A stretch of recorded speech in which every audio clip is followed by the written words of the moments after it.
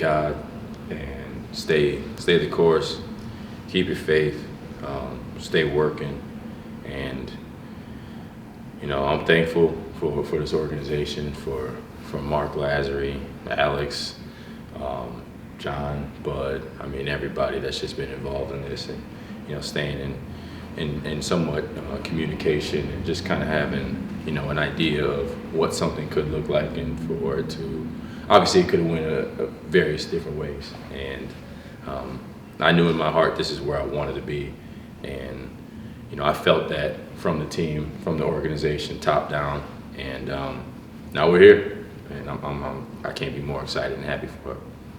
So I mean, I guess along those lines, did you have opportunities to sign elsewhere to this point, or was it just kind of waiting? I mean, if something that didn't happen here, were you going to try to go elsewhere? I guess what was that kind of? I mean, honestly, this all came about faster than we thought. Okay. Going into this, I just kind of figured, this is, I don't know, is this going into 13 now or 12? 13 now. So after doing this for 12, you kind of get an idea of the timeline of when guys in my situation tend to get picked up. It's closer to January, the All-Star break, getting towards that playoff push. So in my mind, that's kind of where I was, trying to ease my nerves, my anxiety, and all that kind of stuff. So for it to happen as soon as it did was a blessing. But yeah, there were other teams that had reached out, but again, this is what I wanted. This is where I wanted to be, and I was willing to take the risk of potentially not just jumping at anything to go after what you really want and where you really feel the fit is. And if it's right, it's right. And that's to me, that's God's timing, that's faith, and here we are. Last time you were here, you started every game you played for the Bucks. It's probably gonna be a little bit different this time around. Just kind of what do you see as your role here? Whatever it takes, and I felt like that was my role when I was here. Whether I was a starter, whether I wasn't. I think after the last season in the Lakers situation, which I'm grateful and thankful for, learned a lot, and more than anything, I learned a lot about myself. Going into that, you kind of get told certain things, and so you make the best decisions off of what the information that you're given. So I'm not taking not throwing shade on anybody anywhere, in any organization. That's not what I'm about, but you take the information that you were given and you try to make the best situation out of it, and close to nothing really went as what thought it was going to be, and that's okay. I mean, that's life, and you have to learn how to adapt. And in that time, I had to figure out who I was as a man, who I was as a basketball player, and I learned to adapt in those times when I had DNPs. Those was the first time I ever had a DNP in my career. Coming off the bench, first time really coming off the bench in my career, but learning how to adapt, learning how to still be present and still give this game my all. I found out that it didn't take me being a starter to be able to impact the game or to leave everything on the floor and be who I am as a player. So coming back home, whether I start a game, whether I don't start a game, whether I have a DNP, whether I play 15, 20 minutes off the bench, whether it's it doesn't matter to me. I'm gonna be ready for whatever.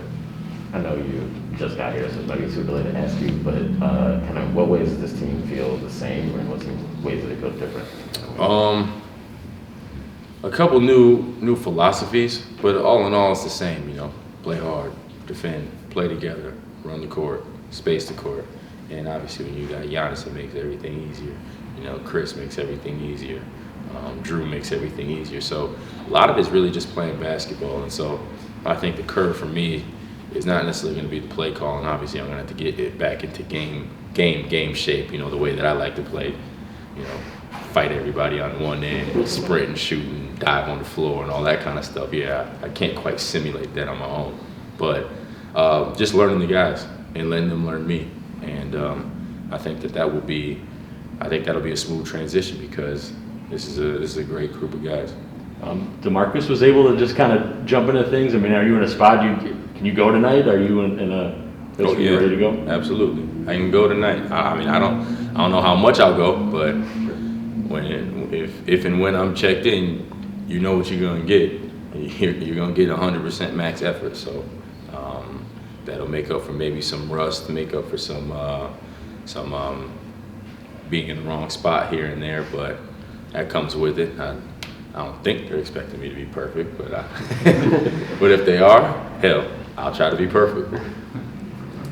For you, the last time you were in Milwaukee, we kind of talked about getting used to not having the ball in your hands as much, trying to be like a spot-up shooter a little bit more.